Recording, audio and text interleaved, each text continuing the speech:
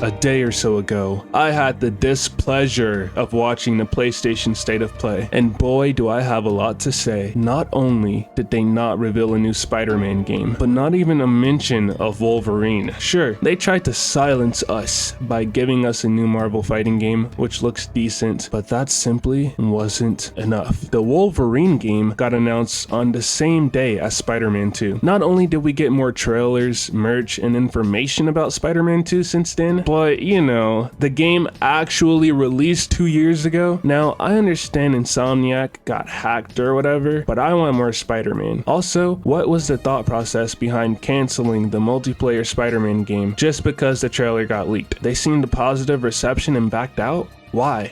To prove some sick point? Well, newsflash, you missed out on the big bucks. It's been 2 years and we've gotten little to no info, nothing to hold us over, just rumors and hope. And you know what? I'm tired. I've been waiting for updates for nearly 2 years straight. I haven't had anything to eat or drink, and they don't even make a statement, but I do. I'm hurt and I'm tired and I want to go home and I want to sleep and I don't want to wait any longer. And I think, can I let this one go? Can I play some other game just for a minute so I can rest? No, I can't, but I wish I could. I sat there, eagerly awaiting the start of the stream, only to be emotionally tormented for nearly an hour by games I had no interest in. It's partly my fault for allowing clickbaiters and info channels to get my hopes up again. I should have known better than to allow myself to open up, to be taken advantage of again, but this will be the last time I ever make that mistake. Now here's how the stream should have gone. As soon as the countdown ends, we get the start of the Wolverine trailer. Everyone's freaking out. OMG, is that Wolverine? And I'm sitting at my desk, giggling, all excited and stuff. Then, just as the trailer ends and my rapid heart rate slows, another trailer starts playing. The Marvel and Insomniac logos appearing beforehand. Slowly but surely, the audience is able to make out a familiar figure. Big, black, slimy, and that long tongue would be enough to confirm who it is. None other than Venom. But this time, Eddie Brock, since Harry is literally incapable of operating the symbiote right now. The crowd would go wild with excitement. 2 Insomniac Marvel games revealed back to back, it'd be like a dream come true. But apparently, that's all they'll ever be. Just dreams. For most of my life, I played Xbox. Life was much simpler back then. Not saying the console is better, but all of these exclusives weren't as prevalent to me. I stuck to my Lego Marvel superheroes, the Arkham series, TASM games, but when my hero, Spider-Man, got thrown into the mix, it was a whole different ballgame. Before I even properly saw the E3 trailer, I already begged and pleaded for a PS4. My years of loyalty to Xbox meant nothing if it'd get between me and what was definitely going to be the best Spider-Man game ever. So after receiving the goods, I finished the game in record time and also replayed the story with almost every costume in game. And if a DLC dropped giving us more costumes, another 3 or 4 playthroughs from me was almost guaranteed. I was so obsessed with this version of Spider-Man in this universe that I even resorted to reading fan fiction to keep the thrill alive. It wasn't any weird fan fiction, seriously, just a continuation of the main story, a bunch of fun side stories like one exploring all of Peter's selectable costumes in the game. And in the midst of my Insomniac Spider-Man drought, Spider-Man Miles Morales was revealed. This was around the launch of the PS5, so I thought the game was a PS5 exclusive. You know what that means. I begged and pleaded for a PS5, and luckily enough, one was granted to me. The Miles game expanded upon everything I loved in the first game, and made for an unforgettable experience. Swinging through the snow as Spider-Man is a level of ascendance many don't reach in a single lifetime. Spider-Man and snow go together like Batman and rain. This seems like a side tangent, but I swear it's relevant to the point. Fast forward. Spider-Man 2 and Wolverine get announced in the 2021 PlayStation Showcase. Best believe that I was off my rocker after seeing this. A game where you get to play as both Miles and Peter with the central antagonist being Venom? It had to be a dream, right?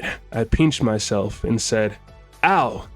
This is real. Fast forward again to 2023. I was eagerly watching this stream on my school bus. The showcase was wrapping up and it seemed like all hope was lost. But then, it happened. We got over 10 minutes of Spider-Man 2 content and it left everyone speechless. Well, that's a lie because everyone was talking about it, but you get the point. But recently, that same spark, that same excitement I previously had watching these streams, whether it be the showcase or the state of play, has faded. Is it because I'm salty Insomniac hasn't given us any updates of anything for the past 2 years? Yes, but it's more than just that. Besides my bias of Spider-Man, the games just aren't for me. My biggest takeaway from this state of play was the Marvel fighting game that doesn't release until 2026 alongside Silent Hill F. The space of gaming has just been drier than my DMs. Should the title have been more directed towards Insomniac? Yeah, I guess, but it doesn't have the same ring to it.